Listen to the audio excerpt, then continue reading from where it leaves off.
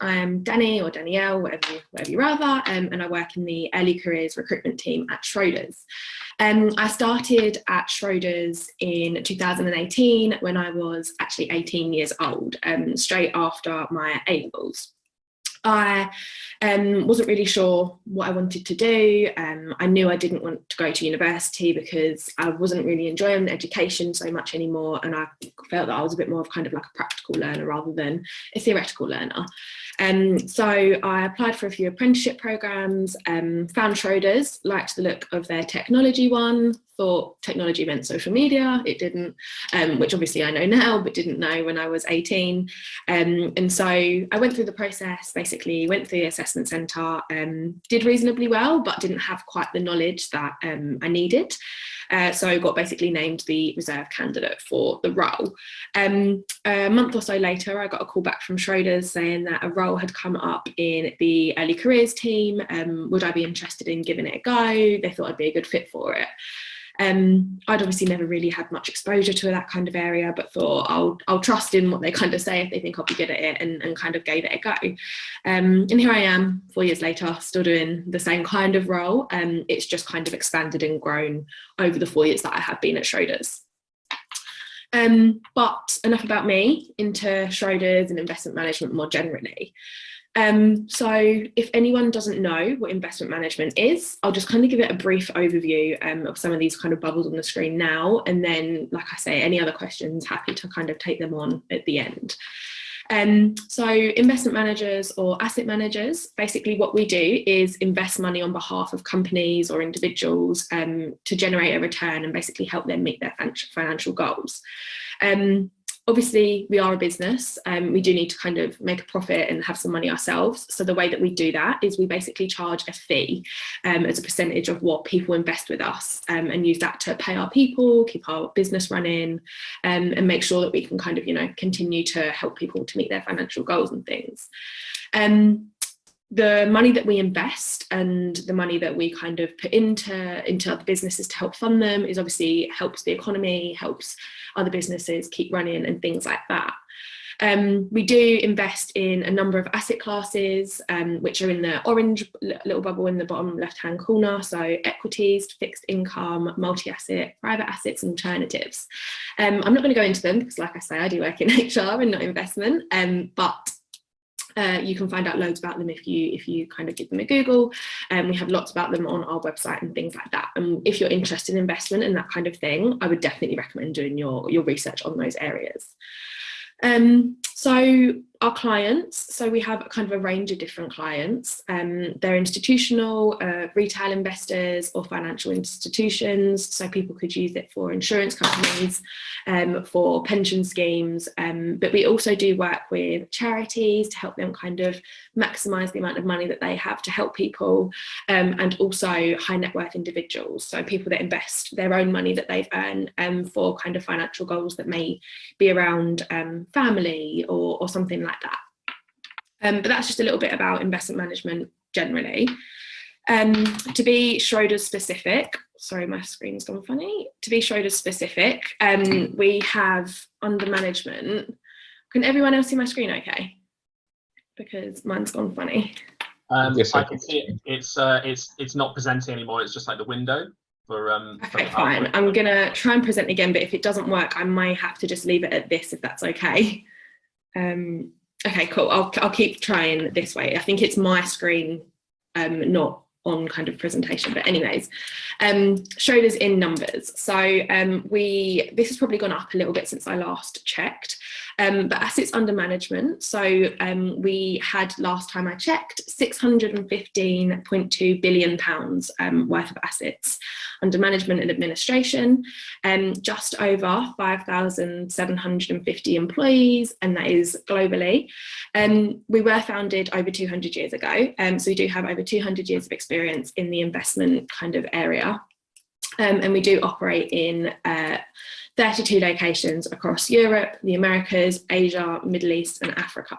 So we are truly a very kind of global company, and we really feel that, especially in our kind of London office, because our London office is our head office. And so I'm always talking to people from maybe New York or Singapore, or, you know, any of our other kind of offices as well. But that's kind of, you know, Schroders and just some little stats. But to give you an idea of how our business itself is kind of structured. So starting with investment in the purple box, this is obviously kind of the main, I guess, function of the business. We couldn't be a business without the investment department. So what this area does is basically analyses the different options that we can have to invest in, looks at the money that we have to invest, and basically tries and predicts the outcome of certain investments to basically be able to maximise the money that we make back. And that does include our real estate and our data insights unit as well, which are investment, but kind of have different focuses within investment. Going over to the dark blue box, distribution, product and solutions. So these are more kind of our client side of things. So investment kind of look at how we can serve our clients, and distribution, product and solutions kind of do that a little bit more. So they will receive advice from the investment department as to how we can best, you know, produce things for our clients and for our people to help our clients, and basically present that to them. There is a little bit more kind of contact with distribution, products and solutions to our clients and things like that. Then in the bottom right hand corner is wealth management. So this is the area of the business that looks after the charity side of things and also our high net worth individuals. So that is very kind of client minded. A lot of the time when people think of clients, they tend to be thinking of a wealth management kind of role. So definitely worth kind of looking into the difference between those if you are looking for a kind of a client-y focused role. And last but not least, you have infrastructure, which is where I sit, along with the other business areas that kind of keep the business ticking along. They aren't any less important than the other ones. They just obviously do slightly different work. A lot of our clients tend to be internal and things like that, and we just kind of help to advise the people that advise the clients on how best to do things and help them to kind of keep everything running smoothly in the background, I guess.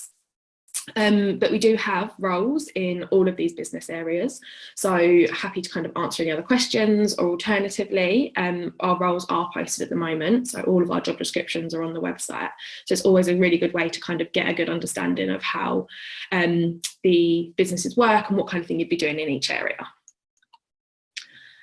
So a little bit about the routes into Schroders that you could potentially have. So the first two, the school leaver programme and the apprenticeship, I won't go into too much, as I know a lot of you are at university, if not all of you, and so these are aimed kind of at people like I was, finishing their A-levels before going into kind of any further education.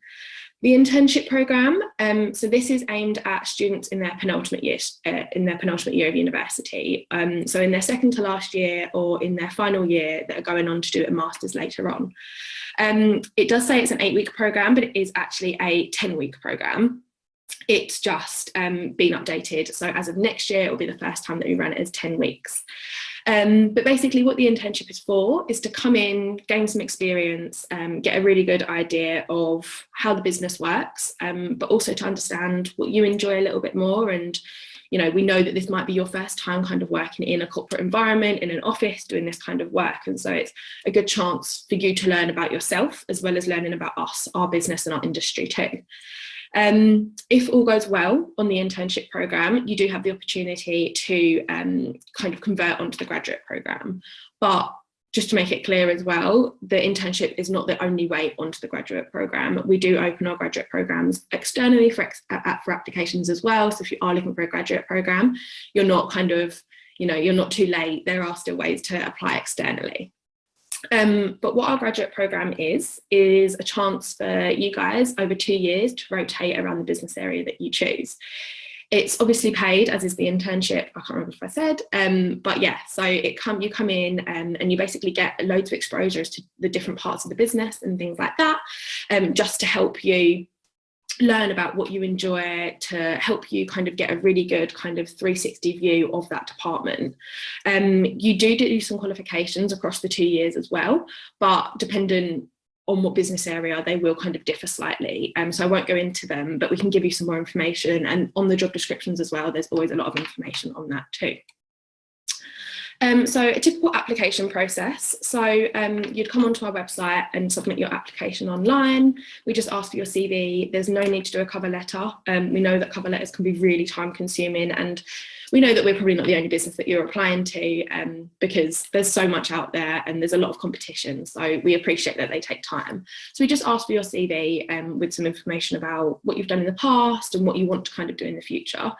And then there are a few assessment questions as well around why Schroders, why the business area, and what you think the function of that business area is, just so that we can understand, make sure that you understand what you're applying for, and make sure that it is the area that you want. Once we've checked that over, made sure that's all okay, you will then be sent some online assessments, which aren't kind of your traditional maths and English. They are situational judgment, behavioural and deductive, and basically they are all aligned to the values that we have at Schroders. So if you go onto our website, you'll be able to find our 5 values, and you can basically just make sure that they resonate with you, make sure that you have the same kind of values to make sure that, you know, you'll be a good fit at Schroders and things. If all goes well with those online assessments, you will then be sent a video interview, which basically gives us in the early careers recruitment team a chance to get to know you a little bit more. So it tells us about what you kind of enjoy, how you answer questions, how you approach things, but it also gives us a chance to kind of put a face to a name, and make us be able to feel like we're getting to know you without being able to, you know, spend thousands of hours talking to all of you that have applied for every single role. So it's a really good chance to show yourself off. And my best advice for this part is to just try and act as normal as possible. Understand it's a little bit hard just talking to a screen, but I feel like a lot of us have got kind of used to that over the last couple of years anyways. But yeah, following the video interview, if all goes well, you'll be invited through to the assessment centre, and then you will have 3 different parts of the assessment centre. So there is a group exercise where you work with the other candidates and get to show us how you work with other people, a case study where you work individually, so get to show us how you think on your own, and then an interview, which basically lets us unpick why Schroders, what your thoughts are, you know, where you want to be in maybe 5-10 years time. You don't have to know, but it's always good to just kind of get your interests out and what things you don't like and stuff like that. But also, I always say to our candidates, you know, you spend a lot of time at work and you spend a lot of time talking to the people that you work with. And so it's really important that you think you'll get on with them, and that you think, you know, you have the same values as us and you will enjoy the work as well. So that's always really important to just kind of be clear about. Don't say what you think we want to hear, say what you actually think, and it will kind of work out for the best from there.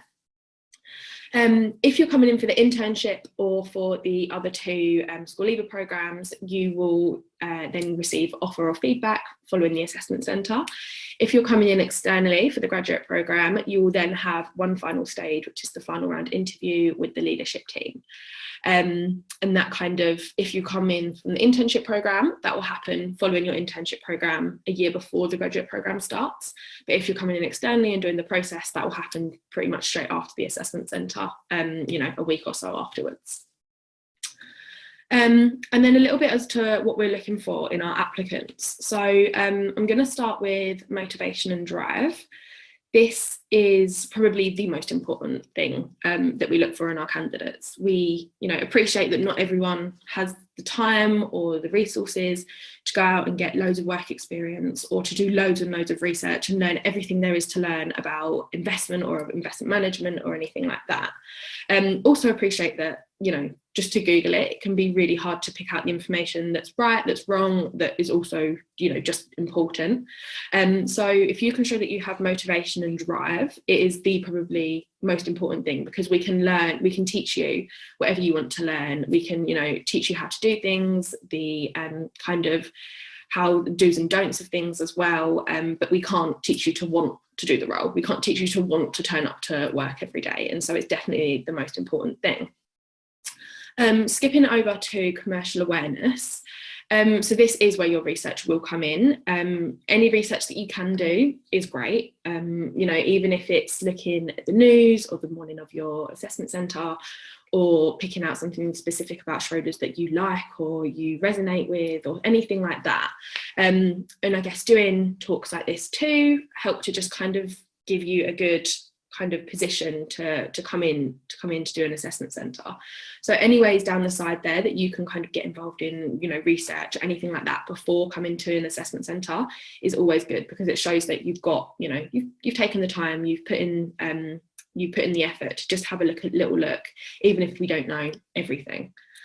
Analysis and creativity. So this will be shown kind of across the day, across the whole process.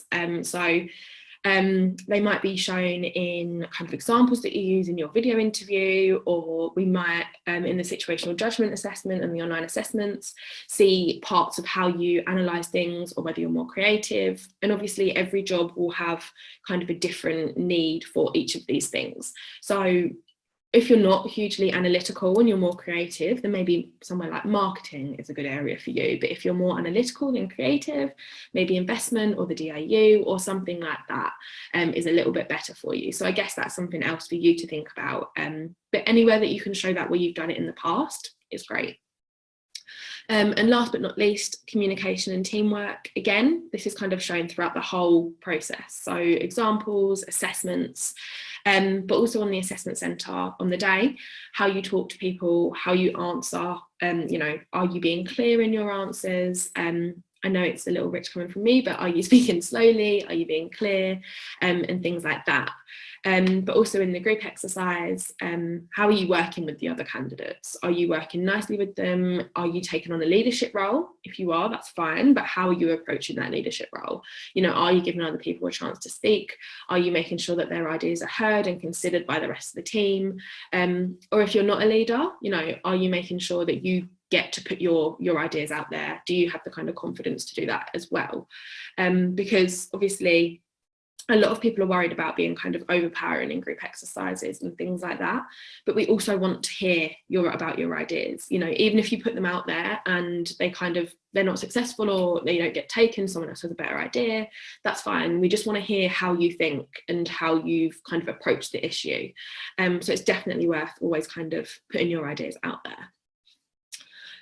But enough about what we're looking in you. What do we have to offer you as kind of employees, as candidates and things like that? So like I mentioned, on all of the programmes other than the kind of 10-week internships, you do receive a professional qualification. Across all of the programmes, including the internship, you receive loads and loads of training. So that will be soft skills training around how you communicate, how you present, things like that, or kind of a little bit more kind of technical knowledge around how the investment management industry works, or training around how we invest, how we approach our investments and things like that. Also things like how to network effectively, how to use LinkedIn, how to write an email, the little things that kind of people take for granted once they've been in the kind of workplace for a few years. We know that they can be important to someone coming in and starting. So you will have access to all of that. Which kind of brings me on to the next point. So we do have an online curriculum of learning. So basically what that means is that even if you want to know something that's not on your kind of formal training plan, we have an online portal where you can go in and basically just search and maybe do like a 20-minute session on how to use Excel, or a 20-minute session on writing a good email or something like that. If you don't want to ask someone, there's always a way to find it out anyways.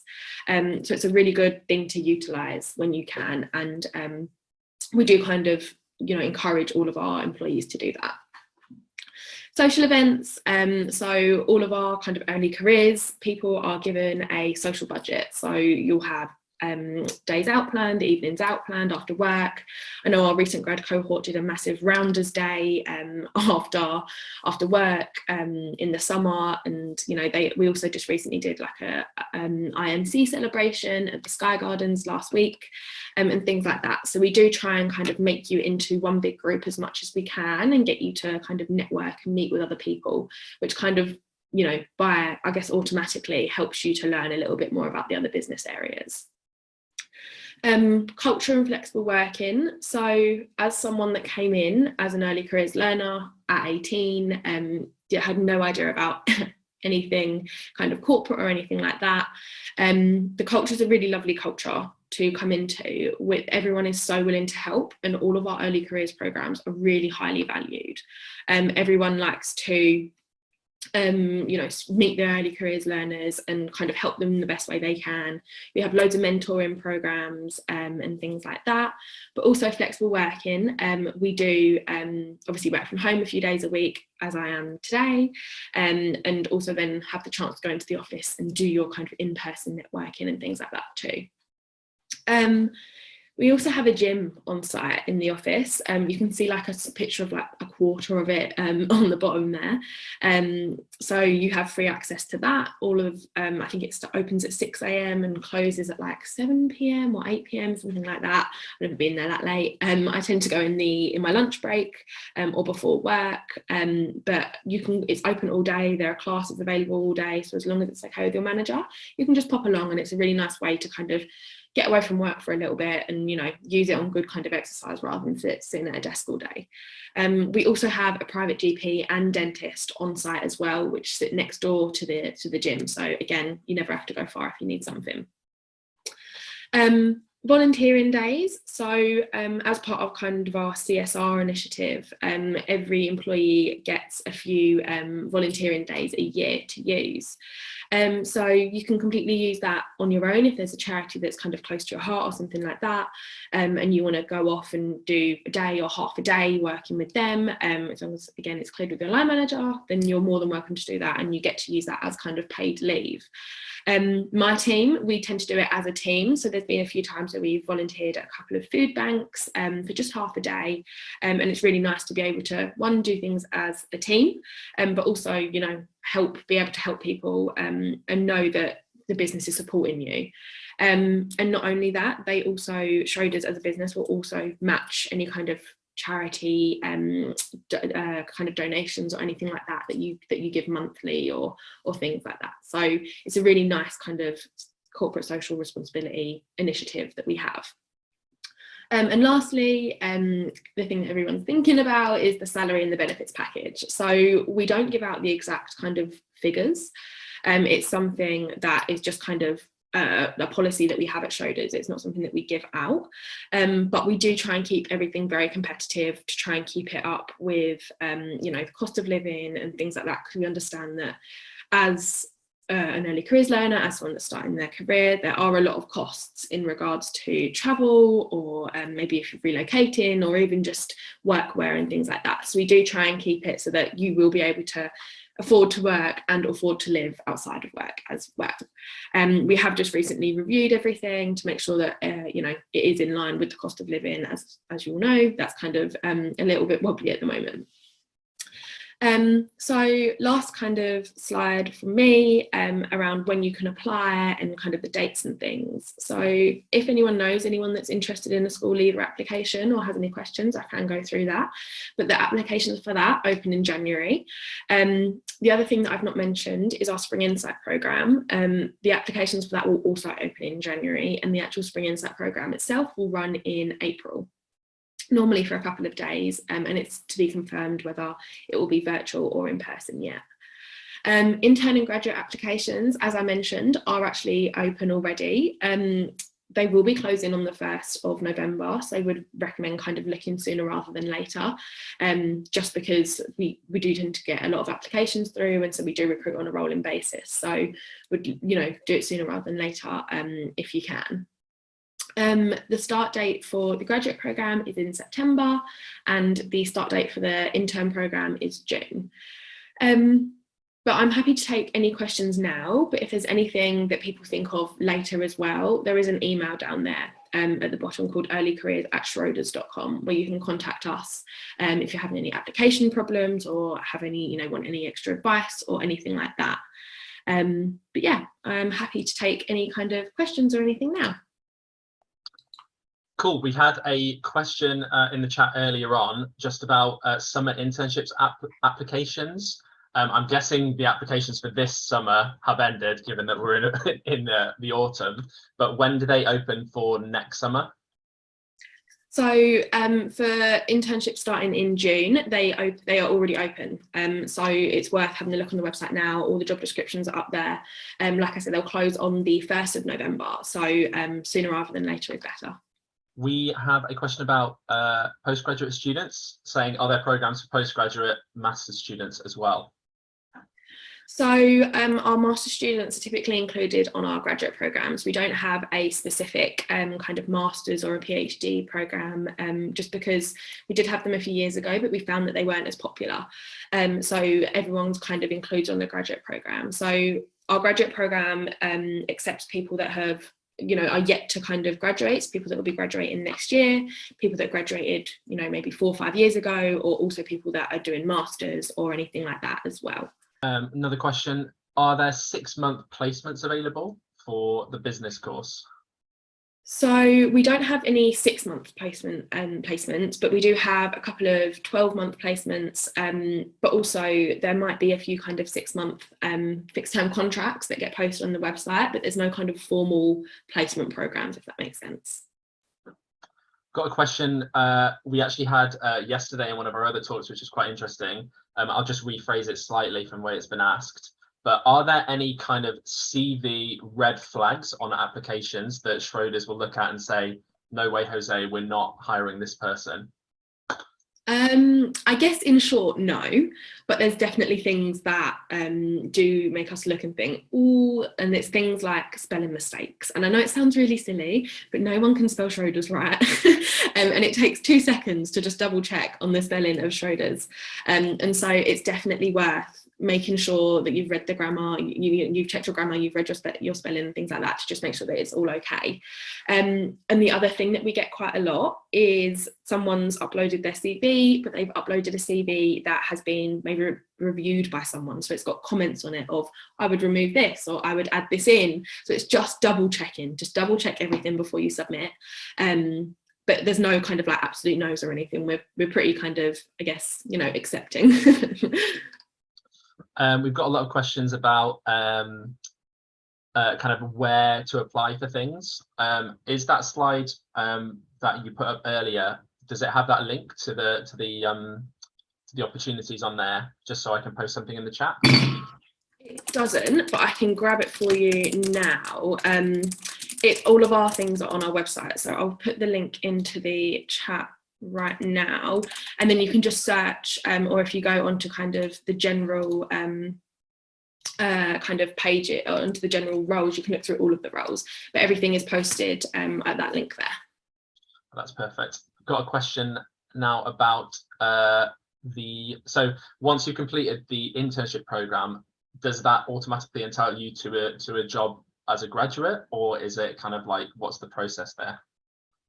So if you completed an internship program, it gives you the opportunity to become a graduate, but it does depend on performance and things like that as well. So we won't typically take any interns on without having, or without thinking that we will have a graduate headcount the year after. Obviously, it can sometimes be hard to predict, especially in times like this. But for example, if you come onto our 2023 internship program, you should be able to kind of do an interview and be considered for the 2024 graduate program.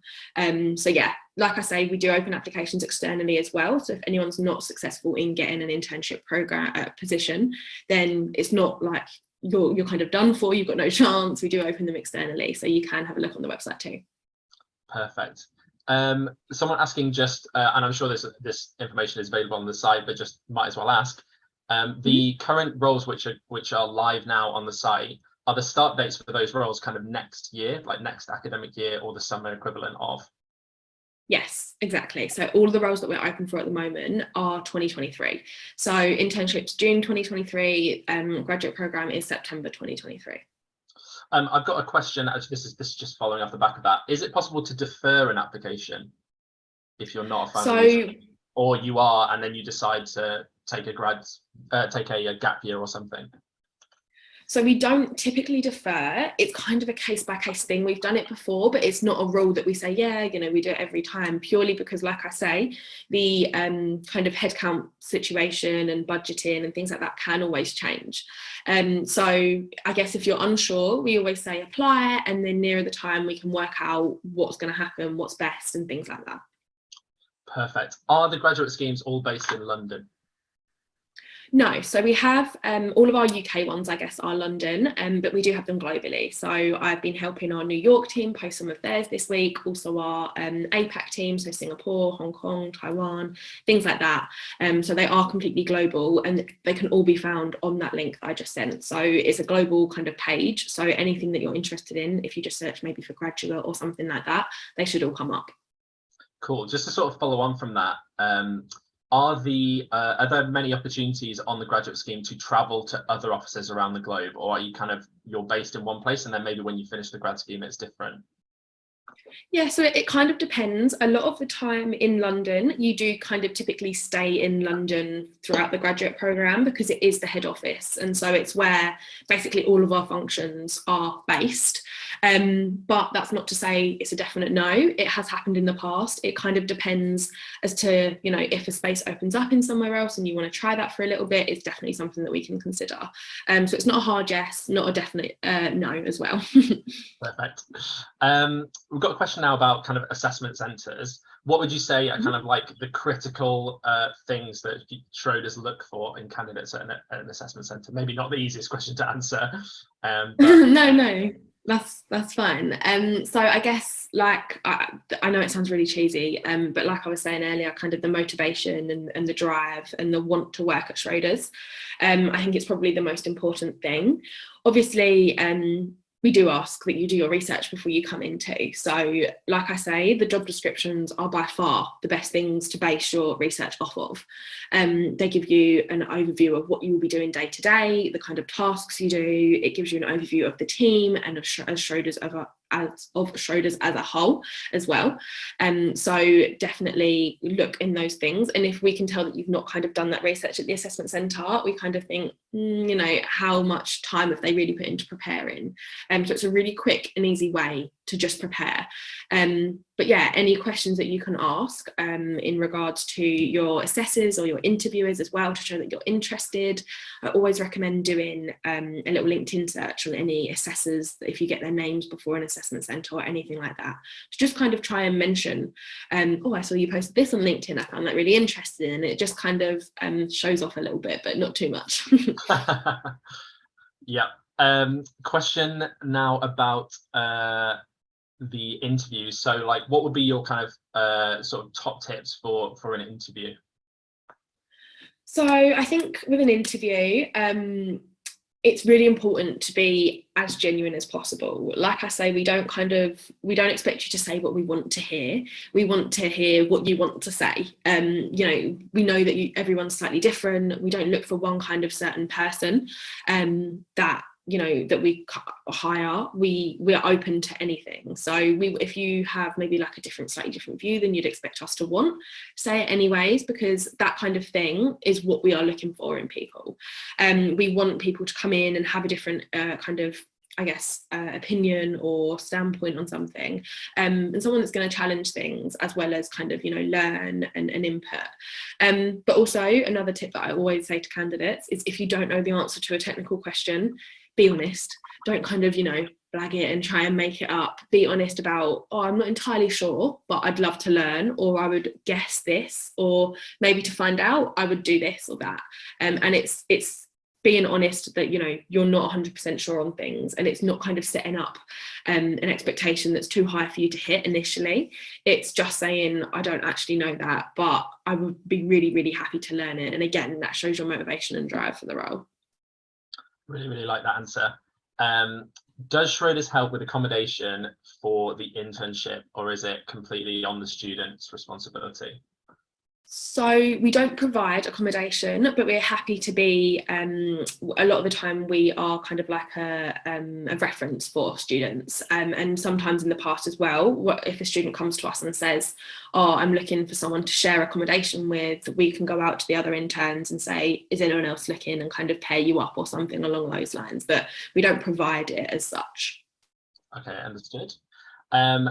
In the slides, someone says you mentioned, the need to submit the CV and answer some questions. Is it necessary to kind of write a cover letter to go alongside that? No, so we don't ask for a cover letter. We do appreciate that cover letters can take a long time to kind of do well for each different business that you apply for, and we know that we're not the only business that people are applying for. So no, we don't need a cover letter, but what we do ask, or what we do like to see in kind of exchange for no cover letter, is maybe a personal statement at the top of your CV, just a couple of sentences around why you want to work at Schroders, or why you want to work in the business area, and it just helps us know that you've taken kind of 2 minutes to personalize it, but also it gives us a little insight into you and to why Schroders as well. Perfect. I feel like it's been a bit like mastermind, like me throwing all these questions at you. It's been very much rapid fire. Thanks for being so forthcoming and answering all these questions. It's been absolutely fantastic. Just before we finish, I wanted to ask one question of my own, actually, and it kind of relates to your experience working at Schroders. What would you say has been the main skill that you've developed in your time at Schroders, and how have Schroders helped you to do that? I think the main thing that I've developed whilst I've been at Schroders, and I think it's probably quite a common thing with early careers learners and people starting their career, but my confidence has grown completely. And I think it's because people have helped me, and I've had the confidence. At first I was a little bit nervous to ask people any questions or to annoy anyone, but people are so forthcoming and so willing to help you that they give you that extra bit of confidence to ask the question, to question something else, or to, if someone makes a suggestion, maybe say, oh, actually, I'm not sure that is the best way to go around it, or I've got an idea of this. So you really feel valued at Schroders by everyone. And don't get me wrong, people have bad days too. I'm not kind of saying that everyone's always really, really happy, but everyone is always willing to help, and they appreciate that you are kind of new to your career, and so they try and help you learn as much as possible. So yeah, I'd say it's probably my confidence and being able to kind of step outside of my comfort zone. I really, really like that. I've asked that question a number of times over the course of the last few sessions, and that has really been a theme, in that like almost like courage and confidence to put yourself out there, and like and kind of like just get stuck into all the opportunities that are there. Kind of like it's like a snowball effect. It just like grows and grows, and you develop as a person as well.